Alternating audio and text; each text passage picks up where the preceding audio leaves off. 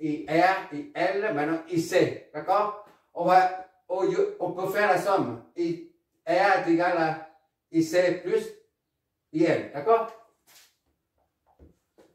IR est égal à IC en phaseur toujours plus IL en phaseur. D'accord? Donc IC est égal à IR moins IL. IC et donc IR c'est là, on a trouvé 0,171. La phase c'est moins 74. Virgule 0,37. 37 degrés. Ça, moins IL. IL, c'est là. 858 moins 74, 0,36. Bon, ça et ça, faut 36, 37, c'est quelque chose, mais sinon, c'est la même chose. Hein, d'accord? Il faut tenir compte des erreurs. On a calculé ici via la loi des nœuds. D'accord?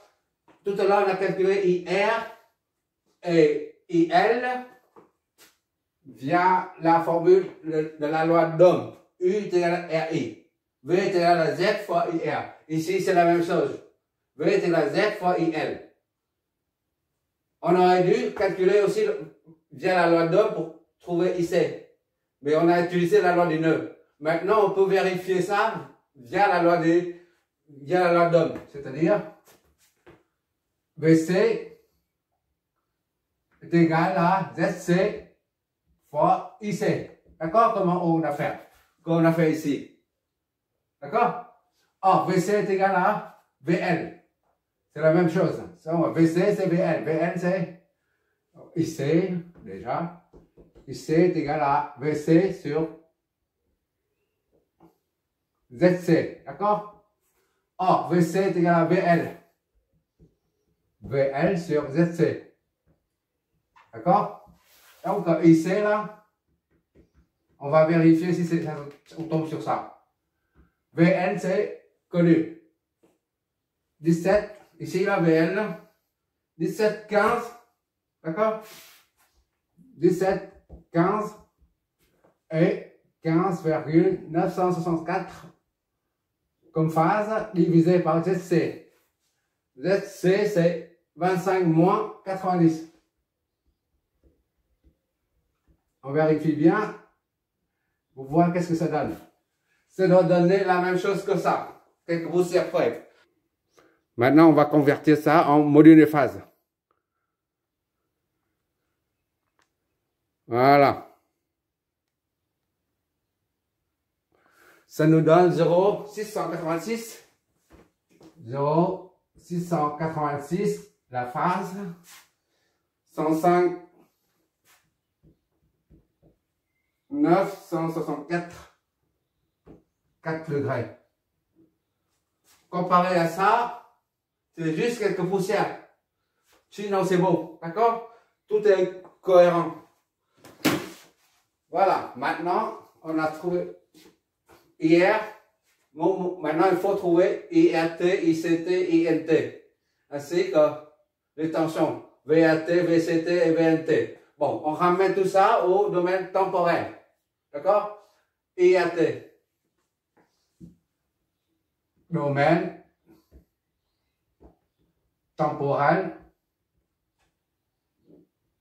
I RT avec la variable T. IR est où? IR est là. Ça fait, on multiplie par 1000 pour voir des milliampères. Voilà, on laisse ça comme ça. Des ampères. D'accord? Ça, on convertit cosinus de 4T. D'accord? Oméga T est constant.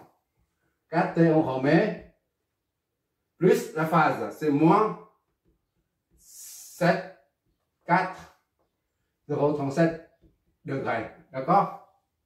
IAT, maintenant c'est ICT. ICT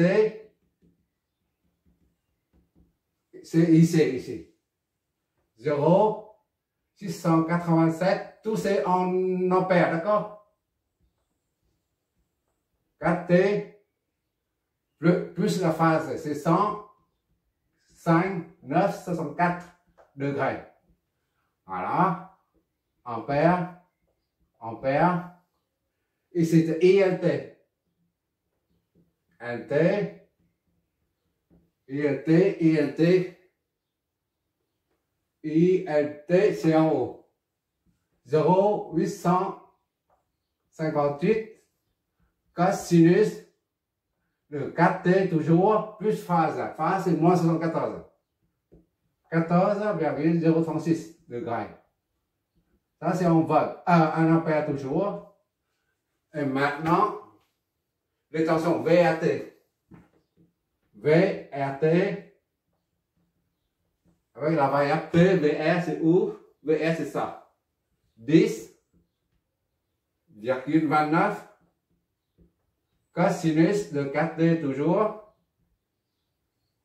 plus la phase, moins 74,037 degrés. Ça, c'est en volt. VRT, VCT. VCT, il est où? VCT, c'est VNT, c'est la même chose, d'accord? Donc, c'est là. VCT, c'est VNT. On met les deux en même temps. VNT, VCT est égal à 17,15 cosinus de 4T plus la phase. 15 degrés 964. Voilà, on vole. Ah, c'est terminé. Maintenant, les phases et les phasages.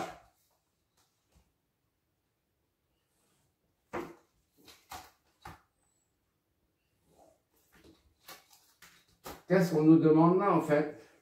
Les phasages. Je ne sais pas si je vois toujours. Ok. Je vois toujours, ok. L'angle le plus petit en valeur algébrique. Plus petit en valeur algébrique, c'est moins 74. D'accord? Moins 74, 0,37, c'est la même chose que ça. Il faut considérer que c'est pareil, parce que les poussières derrière. Là, c'est la même chose. Moins 74. Ici, c'est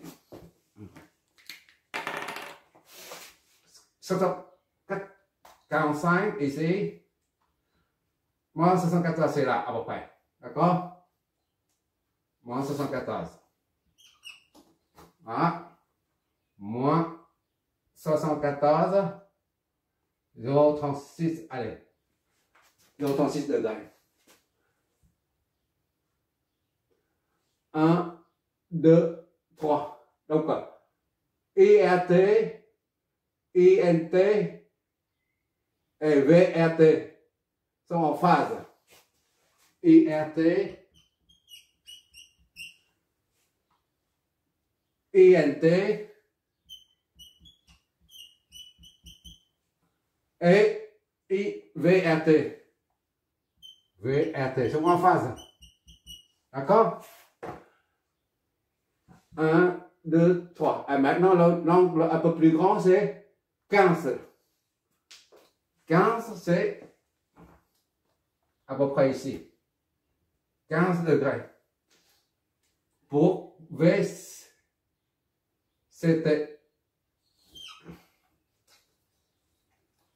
VCT. VNT. VNT. D'accord? C'est 15,964 degrés. Voilà.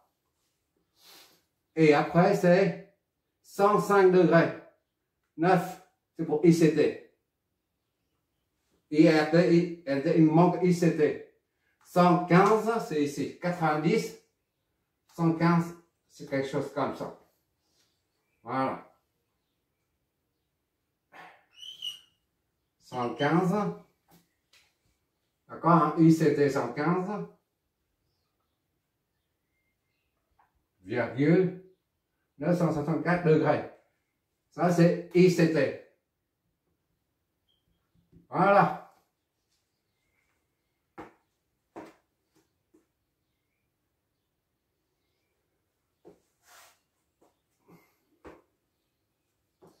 Qu'est-ce qu'on a comme conclusion à dégager?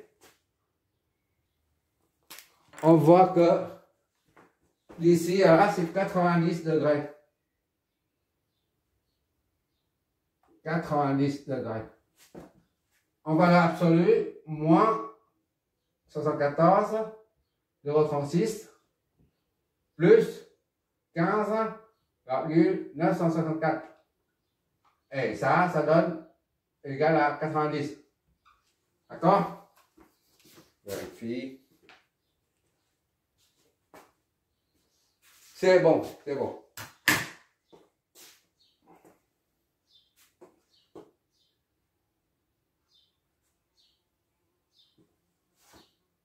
Voilà. VNT, VRT. VNT et VRT. Ce qu'on doit comparer là. Ils sont déphasés l'une. Les deux tensions, la VNT et VRT, sont déphasées l'une par rapport à l'autre de 90 degrés. D'accord? Et quoi d'autre? Là, je viens juste de corriger ici, là. C'est 105, j'ai mis 115, c'est 105. D'accord? 964. Bon, maintenant, comme on a dit très souvent, pour un condensateur et pour une bobine, inductance, L. On a pour un condensateur IC et VCT. CT, et comme une bobine INT et VNT. D'accord? Pour un condensateur, le courant est en avance de 90 par VCT. Courant IC et VC. 90. D'accord? Ça, c'est pour le condensateur. Et pour la bobine, c'est l'inverse qui se produit. VNT et VCT et INT. 90. C'est-à-dire pour un condensateur, VC doit rattraper le 90, doit parcourir 90 degrés pour rattraper IC. VC est en retard par rapport à IC. Par contre, pour une bobine d'inductance L, IL doit parcourir 90 degrés pour rattraper VL. IL est en retard. On va vérifier tout ça sur le graphe. Bientôt, je vais m'allonger par terre. ICT, c'est en avant de VC.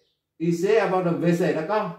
IC, VC, VC c'est là. D'accord? On vérifie ici, d'ici à là, il y a 90. 105,964. D'accord? Moins ça. Ça, moins ça. Moins 15,964. Ça donne bien 90. D'accord? Ce qui signifie que le déphasage entre IC et VC correspond donc bien au phénomène physique qui se produit au borne d'un condensateur.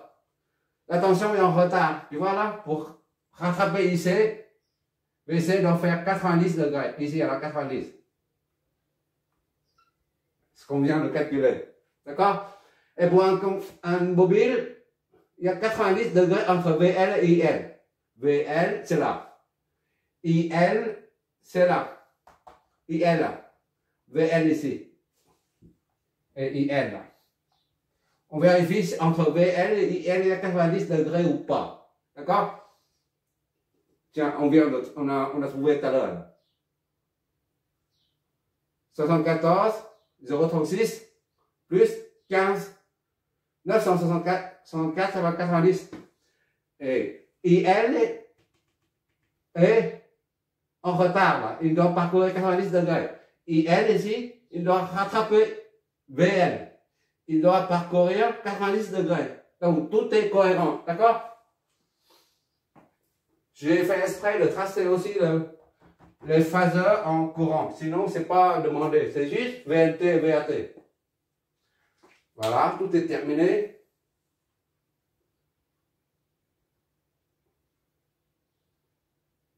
Là, tu vois bien que pour résoudre un circuit où il y a deux composants, on dit second ordre, comme un filtre. Déjà, en utilisant les phaseurs, c'est déjà compliqué. C'est déjà long. Mais si tu utilises des fonctions, des formules, des lignes trigonométriques, on dit des lignes trigonométriques, je crois. Ça fait des années maintenant. Je ne me rappelle plus comment ça s'appelle. Quand on dit cos A cos B, là, cos A plus moins B est égal à cos B sin A machin bidule plus moins ou moins plus cos B cos A. Enfin bref, tout ça on dit des lignes trigonométriques ou des... Je sais pas trop. Mais quand tu utilises ça à la place des phaseurs, eh ben, t'es jamais sorti de l'auberge. Là c'est bon. La réponse, là, pour le domaine temporel, il est là. Tout ça.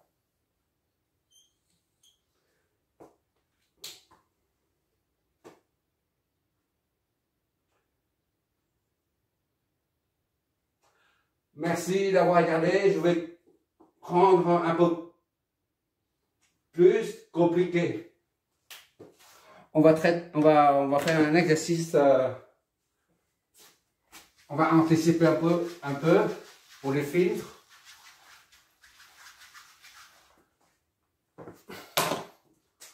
On a un comme ça. Voilà. Ce sont des filtres. En général, ce sont des filtres. Voilà, par exemple. Ça fonctionne comme un filtre. Ça crée ici, à là, le premier circuit là, première partie là, ça crée un déphasage, un certain déphasage. Et après, ici, A, B, C, D, et à cause du deuxième condensateur, ça va engendrer un supplément de déphasage, un autre déphasage, je crois. Déphasage 1, phi 1, et après phi 2, la totalité se trouve à la sortie. VA, ça c'est VN. Voilà. Tout ça, on utilise les impédances, justement, le rapport des impédances. On va faire ça. Ou alors, des inductances comme ça, là. Voilà. Dans une machine à laver, par exemple, ou en général, une machine à laver, s'il y en a des fois, mais par exemple, je prends les appareils, les blancs, on appelle ça les blancs, les gros électroménagers. Ceux qui sont de haute gamme, comme Siemens. Siemens. Je crois que c'est comme ça. Au Bosch par exemple. Je te raconte des histoires personnelles. Le filtre, c'est un lave-vaisselle comme ça. Ça se s'ouvre devant. Tu tires et tu mets dedans. Et derrière juste, il y a des condensateurs. Un groupe de condensateurs. Voilà. Il y a des bobines dedans. Ça sert de filtrer les courants parasites. Parce que là-dedans, il y a l'électronique. Qui dit électronique dit les harmoniques. Les courants non sinusoïdaux. Un courant sinusoïdal, c'est un courant parfait. Il reçoit le courant de l'EDF. Les centrales de EDF nous fournissent un courant parfait, sinusoïdal parfait. Mais lors de la consommation, on fait propager dans le réseau qui arrive, qui alimente ça. Et nous, les machines à laver, par exemple, à cause des convertisseurs alternatifs en courant continu. On doit convertir le courant alternatif en courant continu. En courant continu, un peu ondulé comme ça. Voilà, mais continu, ça ne descend pas sous l'axe OX. D'accord? Le fait de convertir ça en ça, là, ben, ce n'est plus sinusoïdal. Ça contient des harmoniques. Les harmoniques, les courants harmoniques se propagent dans le réseau. Et personne ne veut ces harmoniques-là. Ça va surchauffer les lignes. C'est la raison pour laquelle les fabricants, ils sont conscients de ce problème. Ils ont mis des filtres. Des filtres. Voilà, des condensateurs ou des inductances. Je dis ça comme ça, hein, mais il y a toutes sortes de filtres. Le système de filtrage est tellement complexe. Voilà, ça permet de court-circuiter les harmoniques dans les fréquences. Enfin, on verra ça parce qu'il ne faut pas aller trop loin. Pour l'instant, je parle des circuits de filtrage.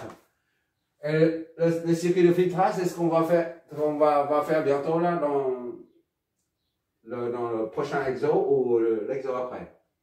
Ce sont des circuits de filtrage. D'accord? C'est juste pour te dire que ces circuits de filtrage sont très utilisés en gros électroménager à la maison. Là. Machine à laver, je suis tombé sur plusieurs dans l'Est de France. J'ai tombé sur plusieurs sortes de machines. Et très souvent, les groupes de filtrage sont court-circuités. Parce qu'il y a trop de courants parasitaires, en fait. Voilà. Quand je suis chez un ami, lui, il est électricien, lui. Il a acheté un gros appareil électroménager, mais il a calibré. Il suffit de mettre en marche l'appareil, la machine à laver, ou en général les machines à laver. Ou alors, je connais un autre appareil, c'est LG. Non, c'est pas LG. Mark Drive, c'est ça, Mark Drive. Mark Drive, quelque chose comme ça. Mark Drive. Je sais pas trop. C'est un truc, ouverture fontane comme ça. De 6 à 10 kilos. Et ça, derrière, là, c'est un disque comme ça. Un disque avec des aimants. Des aimants partout, là. Il y en a 12 aussi, je ne me rappelle pas. Tu enlèves ça, mais tout autour, là, en dessous, là, tu enlèves le flasque. Autour, il y a des bobines partout. Des bobines. Tu vois? Ils ne sont pas solidarisés avec ça. Hein. Ça, tu as un vis. Tu as des vis, un gros boulon. Voilà. Tu enlèves le flasque. Là, à l'intérieur du flasque, le flasque est comme ça. Je ne sais pas comment. En 3D. En 3D, c'est. Voilà. Comme ça, le flasque en 3D. D'accord? Voilà. En 3D. À l'intérieur, tu as un petit bloc. C'est un convertisseur électronique qui convertit le courant sinusoïdal venu de l'EDF et grâce au système de découpage, 3 transistors, il y en a 3. Il y en a 3. Ça, ce genre de machine, Mark Drive, je crois, je me rappelle, j'ai dépanné ça. Il n'y a pas de courant. C'est une machine à laver, le lave-linge, il n'y a pas de courant. C'est comme le TGV. Sur un TGV, il n'y a pas de courant, c'est normal. Le courant ne peut pas supporter une centaine de passagers. Donc, il y a le courant sinusoïdal qui arrive comme ça, là. Et ça devient continu après. Et temps 1, T1, ça alimente ça. Le T2, ça alimente ça. Le temps 3, ça alimente le dernier transistor. D'accord? Et chacun est déphasé de son vent. Ce qui fait un courant alternatif devient un courant continu. Et après, on alimente la machine en triphasé. Ça, c'est impressionnant de voir ça. Au démarrage, tu n'entends pas de bruit parce qu'il n'y a pas de moteur. Il n'y a pas de moteur, c'est le champ. Le champ. C'est pour ça qu'il y a un aimant ici. Épaisseur de l'aimant, c'est à peu près 5 mm à peu près. C'est gros comme ça, là, en fait.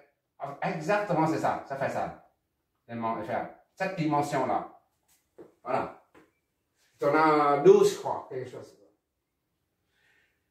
Et pourquoi je te parle de ça? Parce que c'est le réseau EDF nous fournit ça. Une sinusoïdale parfaite.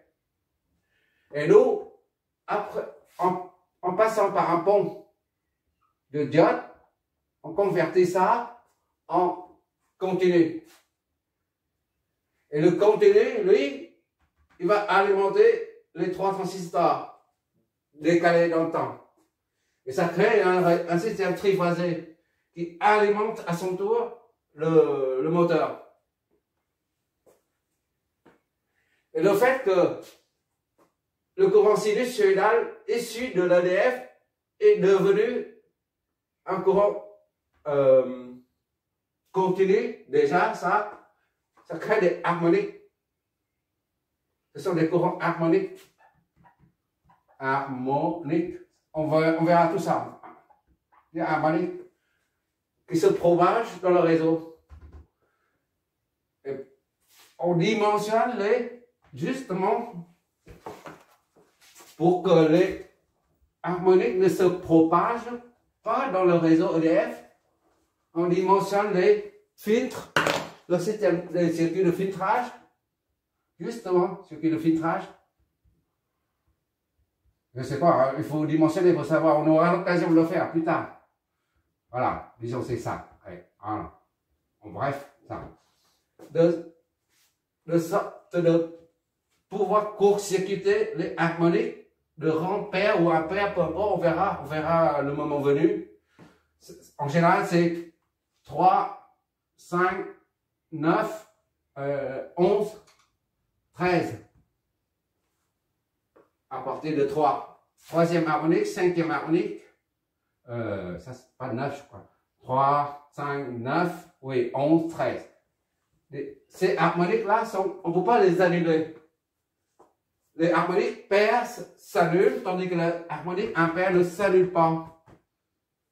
Soit ça circule dans le phase, soit ça circule dans le neutre.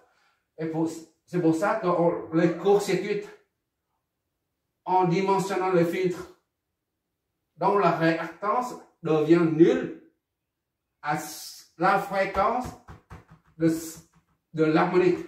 Harmonique 9 par exemple, 9 fois 50 Hz, disons, hein, 450 Hz. Voilà. Il faut que la fréquence devienne nulle. La réactance devient nulle à la fréquence 450 Hz pour que le courant de cette harmonique-là passe par à 450 Hz, ça devient nul. Donc ça devient un câble, un fil à la Terre.